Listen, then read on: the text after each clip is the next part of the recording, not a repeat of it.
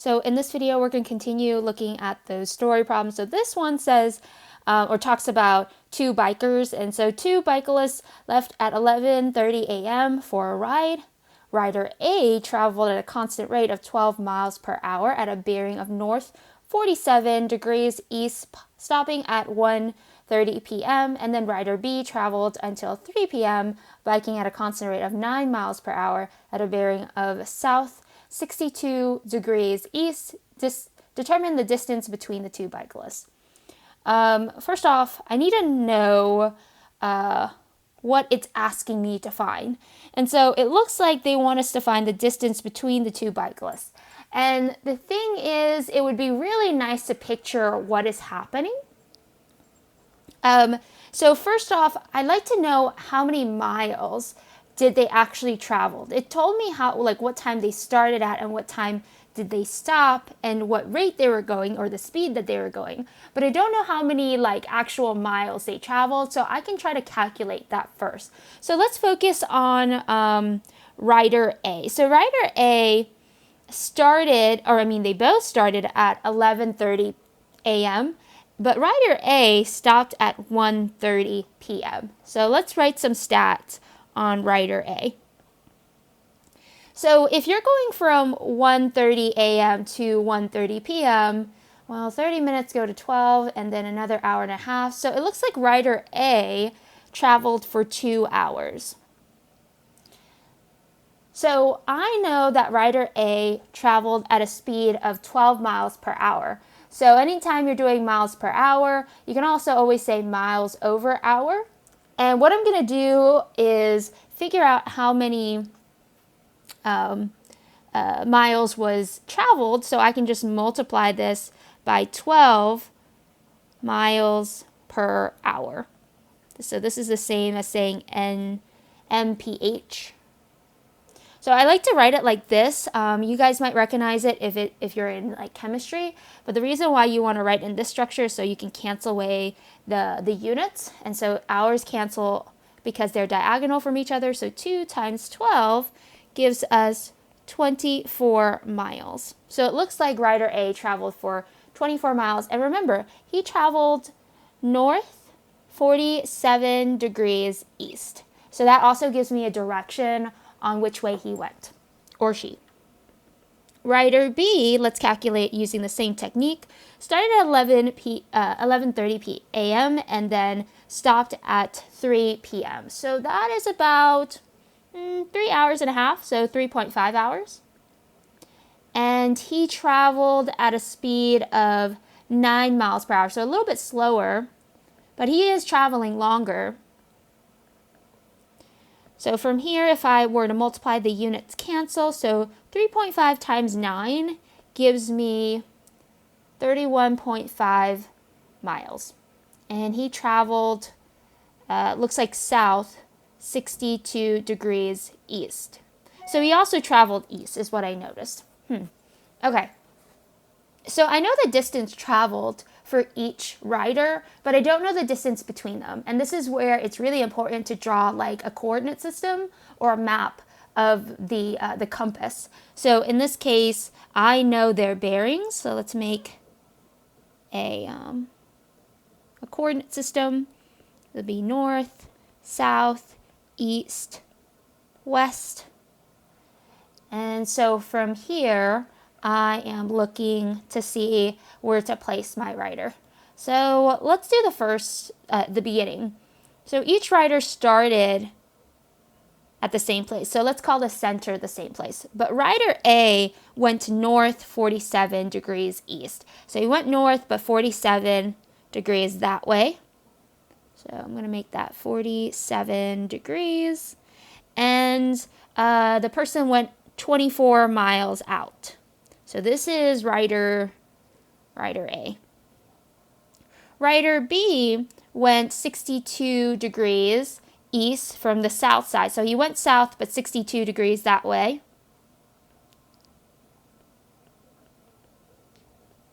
At 31.5 miles. So he traveled that much of a distance. And so what they're trying to find is the distance between them. How far are they away from each other? So let's call that side D. Okay, so let's see what we know.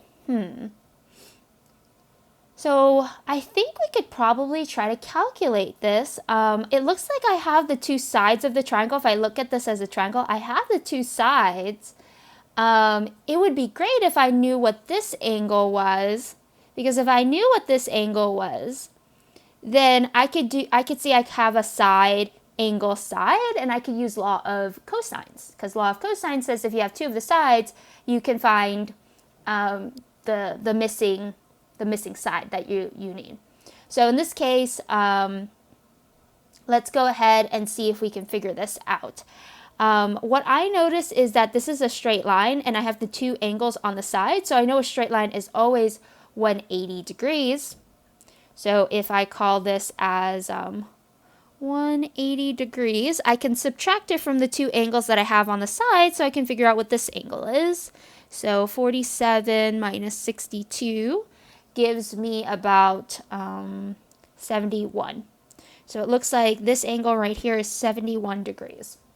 All right, that gives me plenty of information. So if I want to figure out this side here, I can use law of cosines. So let's call this D, and remember it's squared. And the two sides that you have are, in this case, this side and this side. So this is 47, oh, sorry, not 47, 24, because that's a side length, and 31.5, minus 2 times 24 times 31. Remember, it's the sides that are on the two sides of the angle. And then it's cosine of always the angle that's between them. So this angle here is 71. So I'm going to clean this up just a little bit here. Like, I'm going to square these numbers first.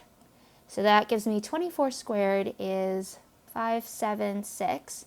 3.5 squared is 992.25.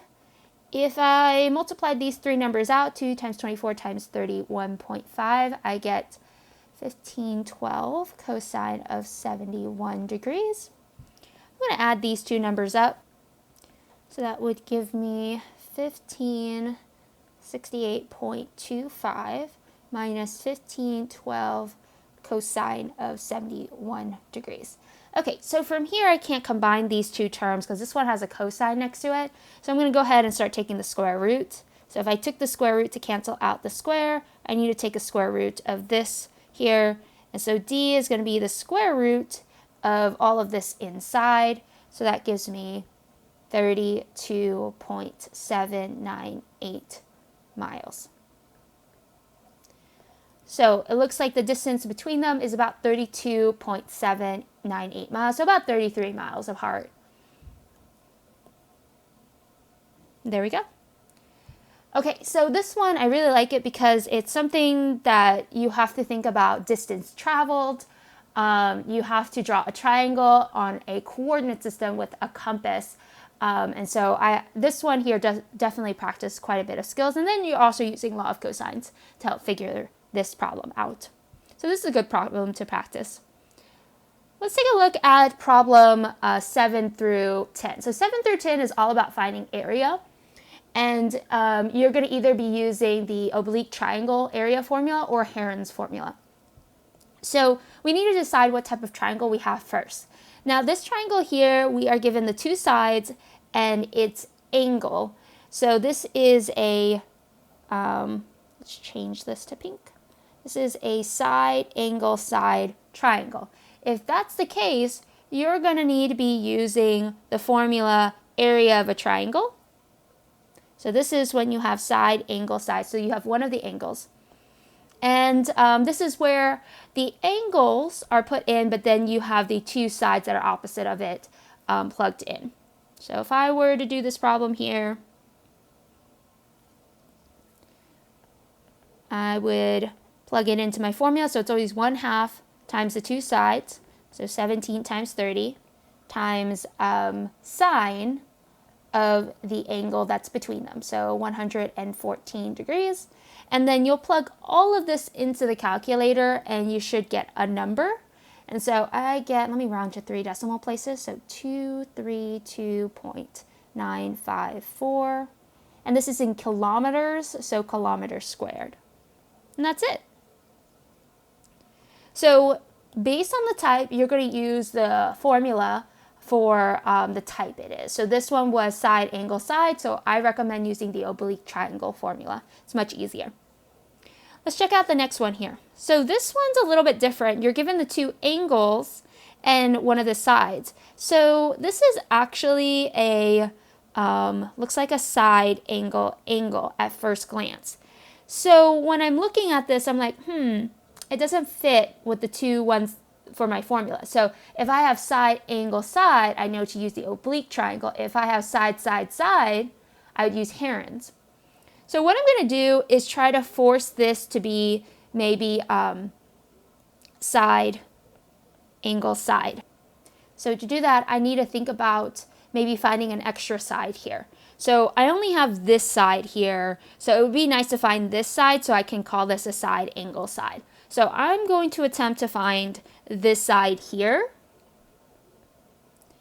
And if I want to do that, then I could use law of sines, right? Because I could figure out all these angles. In fact, if I subtract 180 from these 2 angles, this leftover angle right here would be 39 degrees. So I just did that really quickly in my calculator and figure out the missing angle.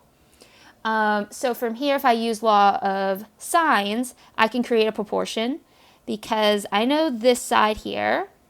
That means that this angle is proportional to this side. So these sides are proportional to each other. So that's going to be, let me do that to the side here, 17 over sine of 80 degrees.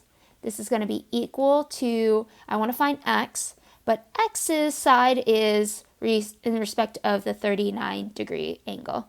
So sine of 39 degrees. And so if I want to find x, I just have to get x by itself. So this is going to be pretty quick. I just have to multiply both sides by 39, sine of 39. And then I have to multiply it to this side here. So I'm going to plug this into the calculator. Sine of 39 degrees times 7 divided by sine of 80. That gives me 10.863 as my side length. 10.863. Okay, now basically what I have is this side, this angle, and this side. So now I get to call this a side, angle, side. And so I can use the area formula now for oblique triangle. So 1/2 times the 2 sides that I am given. So 10.863 times 17 times the angle between them. So in this case, it's the sine of 61 degrees. I'm going to plug this into the calculator and I get 80.758 feet squared. And there we go. So 8 is a little bit more challenging because we're not used to seeing a case for finding an area that you're missing one of the sides. Maybe it doesn't fit with SAS or side, side, side.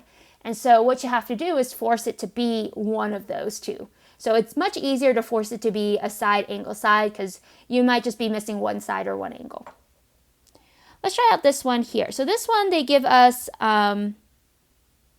looks like no picture here. They just give us the triangles information. So I recommend definitely draw yourself a triangle. It looks like you are given angle A as an obtuse. So I'm going to do my best to draw it as an obtuse so I can help visualize this better. So this will be angle A. And I'll make this side B 41 degrees. And they don't tell me what C is. That's fine. But they tell me that little c is 26 miles. And that is it. So it looks like I'm given a angle, side, angle. So this is an angle, side, angle. So same thing. I'm not given that SAS form or SSS form.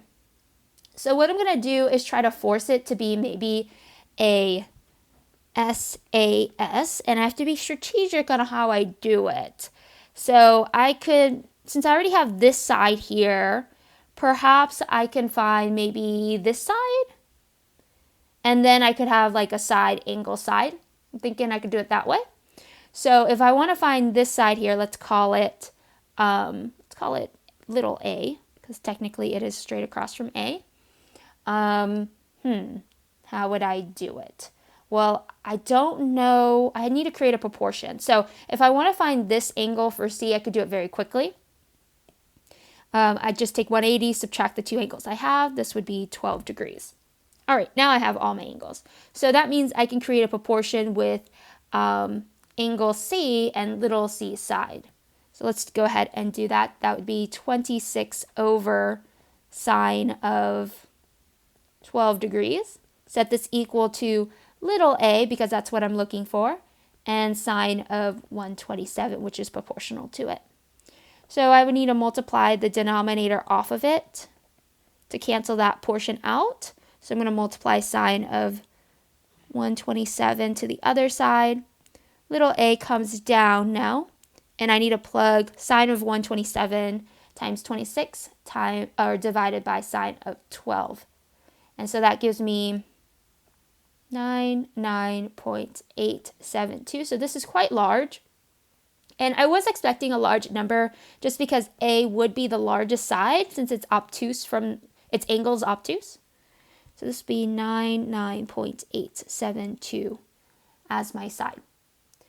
All right, so from here, let's check out if I have enough. So I have this side, this angle, and this side. So this is now a side angle side. So what I'm going to do is find the area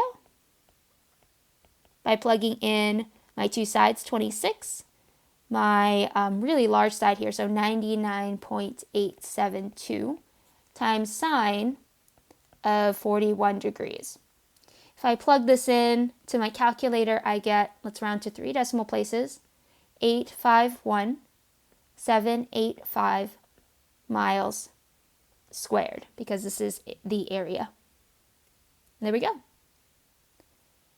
All right, so for number 10, last one here, it says, if a triangular garden has these three sides, what is its area? So what I noticed immediately is that they're asking us to find the area when you're given all three sides. So you're given no angles, but all sides. So right away I can tell this is a side triangle. And if you have one of these, then you're going to be using Heron's formula. So to use Heron's formula, you have to find the semi-perimeter first. So you're going to add up all the sides and multiply it by half, and then you can use the area formula. So let's go ahead and first find the semi-perimeter. So to find the semi-perimeter, I'm going to need to take my three sides and add them up. So that's going to be 1/2 8 plus 9 plus 13. So if I plug all of this together and add them and then multiply it by a half, I get about 15. So 15 is my semi-perimeter. Now I can use this in my area formula. So the area formula is the square root of s minus a, s minus b, and s minus c. Basically, you're taking the semi-perimeter and finding the difference for every side that you have. And so I'm going to plug in 15 minus 8, which was my A, 15 minus 9, my B, 15 minus 13, which is my C. If it makes it more comfortable, you can plug this all into the calculator, or what I like to do to make this a little bit easier is subtract the parentheses first and then plug it in. So 15 minus 8 gives me 7, 15 minus 9 gives me 6, 15 minus 13 is 2. And so now I'm a little bit more comfortable to plug this into the calculator as a square root and do 15 times 7 times 6 times 2 underneath the square root. So the square root of this number gives me 35.496 feet squared. So the area of this garden is about 35.496 squared feet. And so that's a pretty large space to grow vegetables if that's what you choose to do. All right, so that's it for this review here. I hope you guys found it helpful. If you have any questions, feel free to ask your teacher. Okay, bye guys.